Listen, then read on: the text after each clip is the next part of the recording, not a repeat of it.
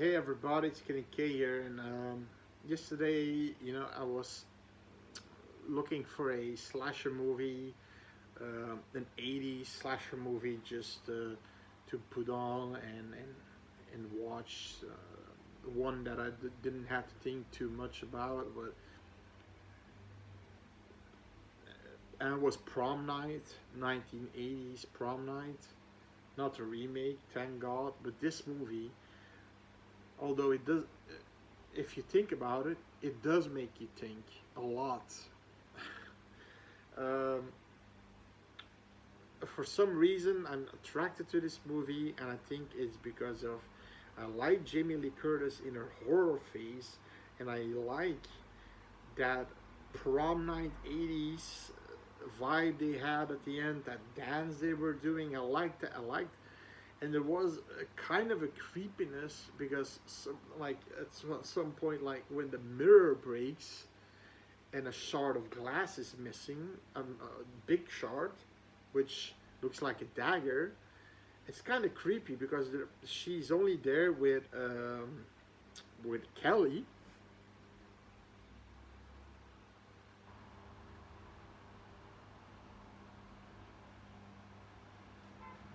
and the entire wing of that part of the school is you only have Mr. Sykes, but they make so much effort to make Mr. Sykes the kind of retarded looking what you call, I mean, retarded is a bad word, I know, but he's I mean, simple minded janitor of the school, but he has nothing to do with it. Thing is, there's even a point in this movie where he just rambles because he's drunk, but he rambles that there's a killer. But then he, okay, so the movie starts off with the most despicable scene ever. So you have the Hammond kids, and you have this abandoned warehouse, and these four kids, Wendy, Kelly, and Jude, and Nick, are playing a game called The Killer's Gonna Get You or something. And eventually, it's basically sort of a game of tag. When you are tagged too, you have to work with the other killer to find the other victims. Now, the, the Alex and uh, Kim, the oldest sister, she says, "Oh, I forgot my books. I have to go back." And Alex doesn't want to wait for. He wants to go home, and she wants to stay, and she wants to be part of that group. So she goes in there, and maybe she had an eye for Nick. Who knows? And she goes in there, and the first fucked up part is she finds Nick in hiding, and he immediately betrays her, saying, "The killer is here! The killer is here!" So they all bum rush her, and the weirdest thing about this game was, it's not, it wasn't the point that you would be bum rushed for minutes on end. The killer is here! The killer is here! The killer is here! Like a bunch of exercise pieces of shit. And they just keep, you know, bum rushing her from all sides. There's even a moment that Nick, puts her arms like this, in a hold. And then she escapes, but then she's taken by Wendy, I mean, in this hold. And the other ones are pushing her back, and eventually she runs away between them. They're running after her. The killer is here. The killer is here. They're going after her like completely obsessed, fucked up kids. That what they do is they corner her, and they keep. She's crawling in this little nook with a window that's hanging on a few shreds, and they're like almost climbing in the nook to say the killer is here, and eventually she falls, and she falls to her death. And then you get the best child acting in history.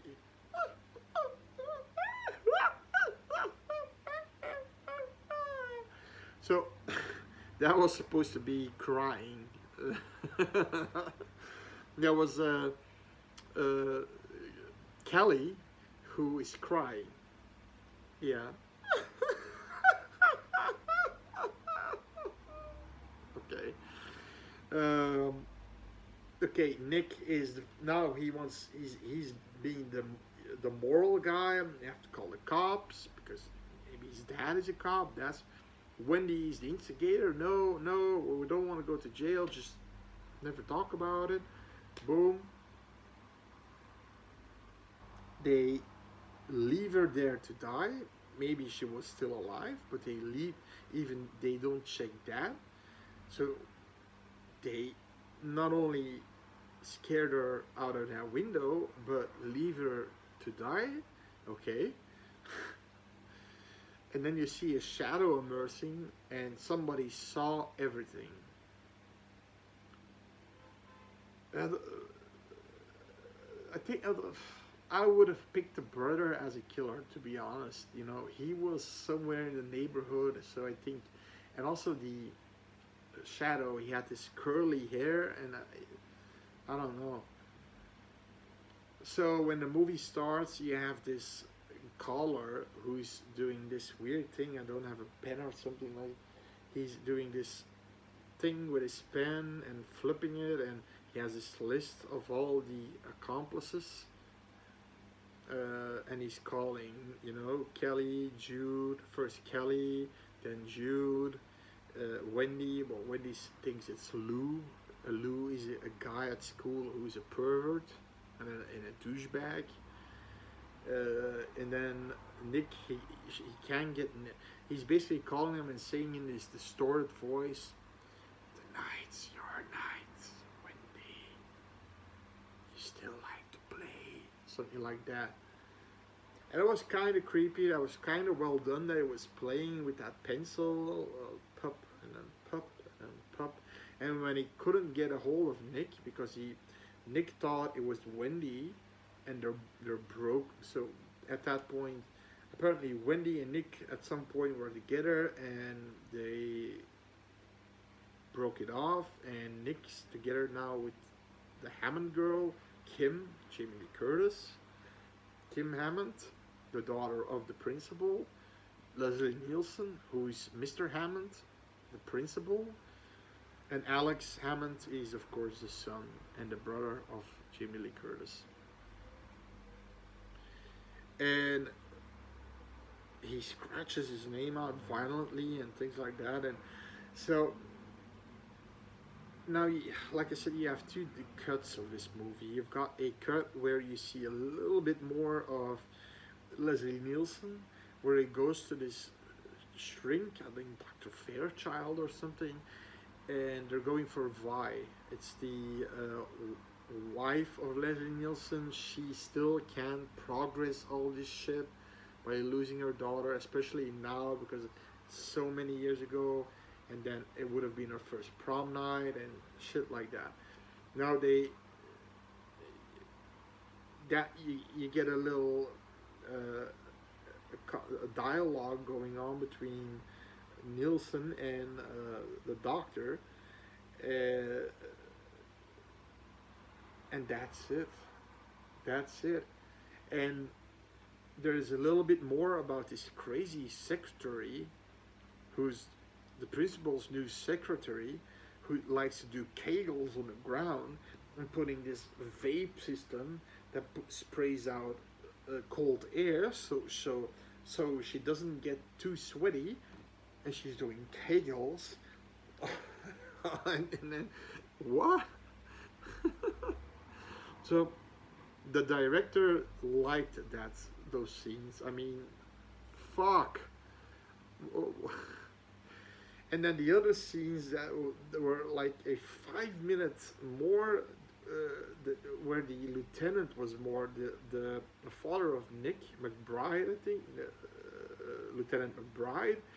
He was Nick's dad, and he was talking about that the killer of the little Hammond girl was probably the same rapist psycho who they thought it was, and they wanted to get him, and he had an accident, and eventually he burned. He, he crashes his car, and he runs out, and he's burned like shit. So he crashes his car, burnt like shit, but he's still alive, going to an insane asylum. Now, 6 years later, he apparently escaped, took a nurse with him in her car, but then they find the nurse dead in the same warehouse where the little Hammond girl was killed, and she was killed in a what he called a real butcher job. You don't see a lot of the kills. You see later on when the accomplices get it. You do see the aftermaths, but a lot of the probably the coolest kills you don't see. And then he's talking with that Dr. Fairchild guy because he was the doctor of this psycho, and he said, okay, because that's why he called him in, and he said, listen, don't alert the community because everybody will be scared. He's burned fairly badly. He should not be hard to be, to be recognized and be picked up. So he agreed, and that's the reason why. That's why I'm saying. So you've got the director's cut, which doesn't have that shit in it, and then you have and you only see the cop escorting Nick to school, then him being at the prom night for some reason. And the reason why he's there, you need to know that other shit with the psycho shit that wasn't included in that shit. And shit, I mean, okay, so that this movie is actually a pretty big mess, if you ask me. It's a pretty big mess because, first of all, then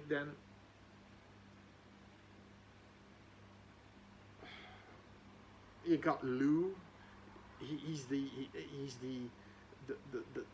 asshole of the, and he's standing there with his cigarette in his mouth, doing like this.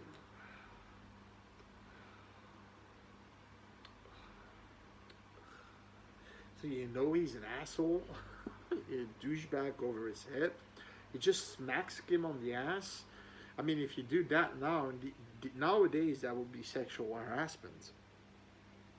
And after that, he puts a fucking ski mask on his face where you can only see the eyes, saying, maybe you like me now. And he starts to kiss her, and she's like, leave me alone. In the cafeteria, what was his plan? Raping her in the cafeteria? So Alex comes in between. Now this little asshole can fight. So you think this little nerdy guy who's like standing there with his curly head, he can fight. He fights off the two henchmen, let's call it henchmen of Lou. He pelts Lou, boom.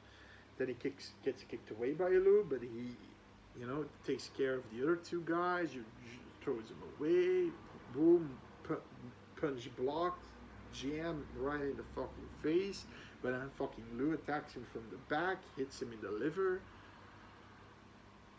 But then, of course, they go to the principal, and Lou thinks that first of all, the principal wouldn't take sides. Of course he would take sides. I mean, Alex was just protecting her for a possible rape, and was his fucking daughter. So, and he's been a disgrace for that school for a long time. So yes, suspended indefinitely. And he throws the mask in the trash can. But the thing also which bothered me, so you had Kelly Jude. Wendy's not a friend of Kim. She hates her.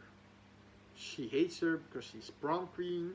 She's dating Nick, and she hates her. She wants to do everything to get back at her, even involving Lou to almost a Carrie prank.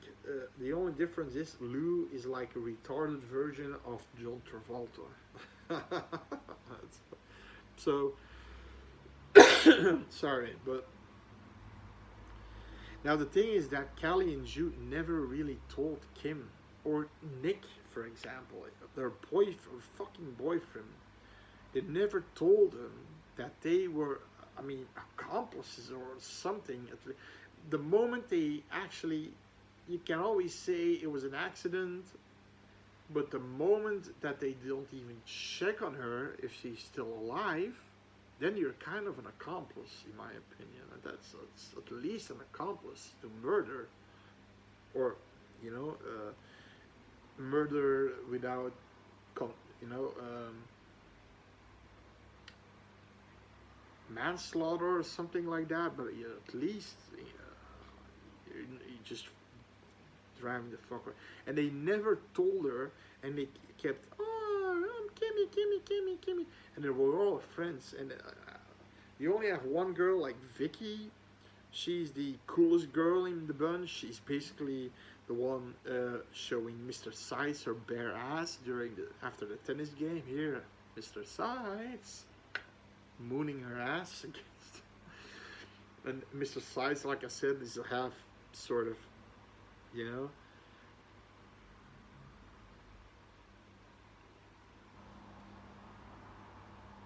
But then like I said, nobody of them, and Nick wants to tell her because she knows she's depressed, and he kind of wants to tell her, but he damn well knows when he tells her, it's over between them, for sure, for sure. He won't go to jail, but I don't think for that he will go to jail, and for something that happened so long ago, but for sure.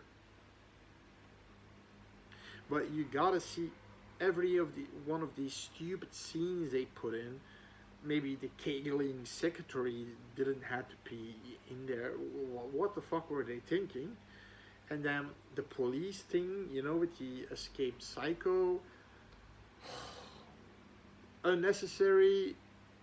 But they wanted the police at the prom night, so they had sort of a, because that's where all the shit starts to happen. And from now on, spoilers, by the way. So if you don't want to know, if you want to know what I think about the movie, it's this movie that you can put on if you want to see some 80s discotheque movie action and dancing and some Jamie Lee Curtis. There are a few like terrifying, creepy moments when he's calling them all, but actually between that and the kills, nothing happens. And if you, with the psycho killer, escaped psycho killer thing, they found a body. They don't show you the body, but somebody dies. But so that's actually the most exciting piece of the movie back there.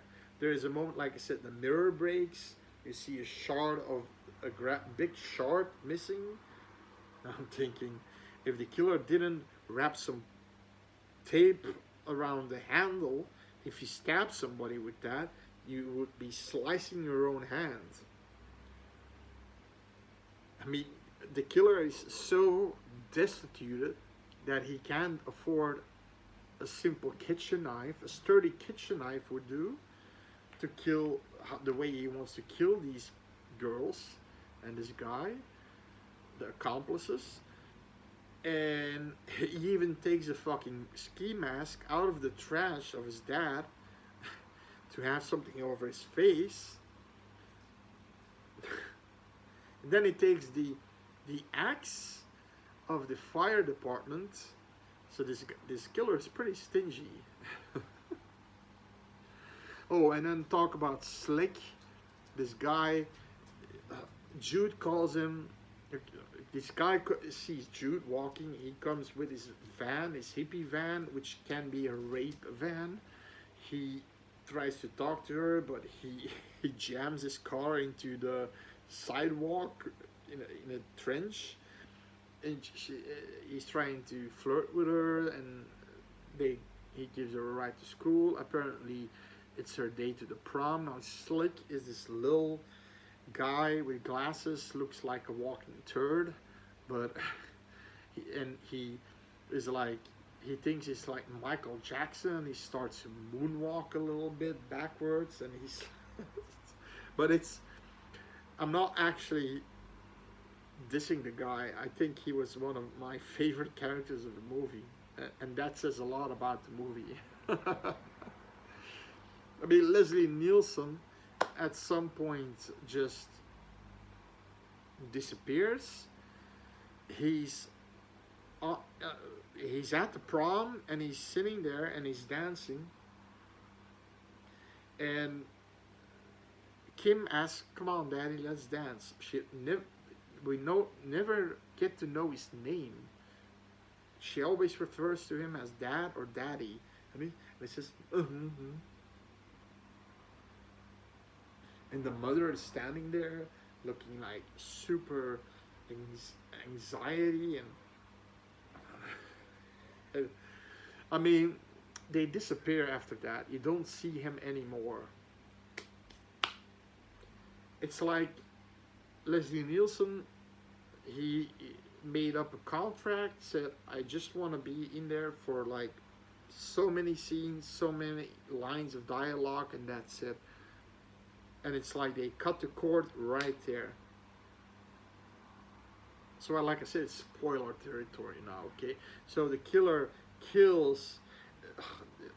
Also, Judy's boyfriend is is Drew. Drew, who's a guy named Jeff Wincott. Now, for people who know action movies and such, he's in a lot of action movies. Apparently, I didn't know, but she wants to have sex. No, she doesn't want to have sex, but she has to because Drew, if he's constantly being rejected by her. They're together, they're a couple, but he's constantly giving blue balls by her, and then he says, "Okay, fine. If I can't get it from you, I'm gonna get it from somebody else here." And he, zippers up his pants and throws the. He's pretty hard at that point, but she's naked, her boobs are out. What the fuck? I think she was so scared to be unvirginized for some reason. And then, I mean, the fact that she was the one who cried, she's the one who made that Oscar performance crying as a kid, made her the sensitive girl. And then she gets killed by a throat slice, and you do see it when she falls on the ground. Then you see the cut, and then you hear the killer saying, "Now, Jude, now," or something. Yeah. And then, no, sorry, Kelly. It's Kelly. Now, Kelly. And then Jude is fucking with Slick in his van. And they have the time of their life. They're smoking J's constantly. He has this history book full of J's. And then at some point, the killer opens the door, starts to stab Jude with the big shard of glass, and I think it breaks because he loses it there. And I think there, in one of the two versions, you see a little bit more of the stabbing, but you do see the bloody body, and then of course for some reason the killer wanted to kill Slick too. Now maybe because he would have called the cops. He didn't want. I'm guessing, but they were out on the bluffs, and eventually he didn't. His glasses were broke. he couldn't see. He gave him a fight. He gave him a pretty good fight, Slick. But then for some reason, he easily could have knocked him out, and that would be it. Because Alex, now okay, who's the killer? Alex. Okay, Alex Hammond. It's very clear that he's the killer. He wasn't a guy who wanted to kill further his than the accomplices. So that's what I'm saying. He actually, at some point, the way then he goes after Wendy, the one we really want to see dying. It's a long, prolonged chase. He has the axe now from the fire department. He goes after her, and eventually he finds her, and he's doing die, die, die, or saying something like that. He's chopping her up to bits, but we don't see it. And then after that, Lou does his little stunt. He knocks out Nick, and he puts on he puts on the crown. And what the killer's idea was sneaking in the back and decapitating or killing Nick that way. But he takes the axe. It's pretty dark there. He has a ski mask on, so he thinks that's Nick standing there and just decapitates Lou.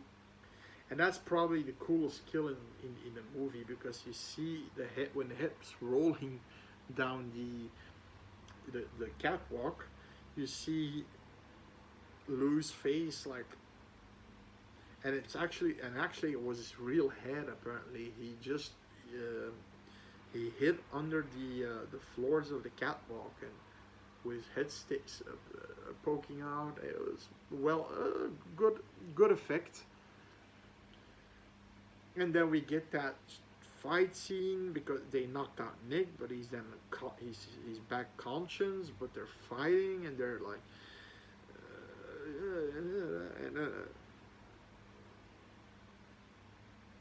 I mean, and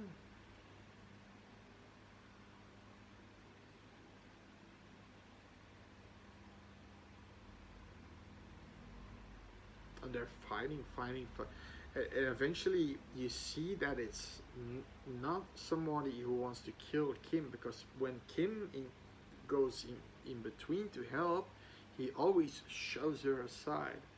He always tries to block Kim, so she couldn't be, and eventually it's Kim who gives the blow in Alex's head. Then when he stumbles away, he looks at Kim with these big puppy eyes, and he's like, and then you hear this sad music play, and then she sees, and I think she knows at that point that it was her brother. She goes outside, takes off the mask. The police is there, but Leslie Nielsen and Vi, the mom and the dad, where the fuck were they? I don't know. Probably back in Universal Studios. He's sitting there, and also for some reason he has lipstick on, because the mom at some point says, "Did you see my dark red lipstick? I can't find it. I just can't find it." And she's like panicking because she can't find it. But then Kim says, "You look good, Ma. You look good." Apparently it's Alex who took it. Now, is Alex a closet homosexual? I don't know. But putting that lipstick on, that was so weird. That was such a weird choice. What does that have to do with killing people? Revenge? If that lipstick was from, the little girl, their sister that was killed, then I would say, oh yeah, maybe that's the reason he does that, because to honor her. Some say that, but that's going really far, that the ghost of the sister entered Alex, and because she was a woman, a female, that he did that to become a female or something, and then get revenge on the. But nah, that's too far fetched. Because after that, he said, they killed her, Kim. They killed her. They just killed her and didn't do anything to help her. And eventually he dies, and he cries, and she, and then Kim is crying. It's a very sad scene, very sad scene. And where the fuck is Leslie Nielsen again? Where's the mom? Where's the dad? I think the mom would have a complete breakdown. I think she's ripe for the insane asylum. And the dad, where the fuck is he?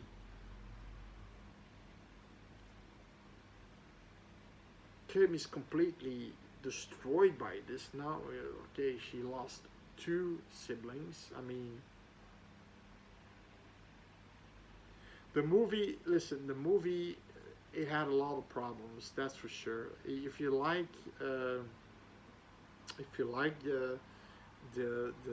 movie Each Your Own, I'd give it a 5.5. So I'm giving it a must watch at least once, and then give your opinion. You're not gonna see a lot of gore. There are quirky characters, there are funny moments, there are a few creepy moments, not too much, but you feel the classic 80s vibe in this movie, and the slasher vibe, but it comes to fruition way too late, and don't they, they don't do too much with it, and that's kind of the problem. Now, if you like, subscribe, like, comment. Doesn't matter what you want to do, just do it. And I see you next time. Bye.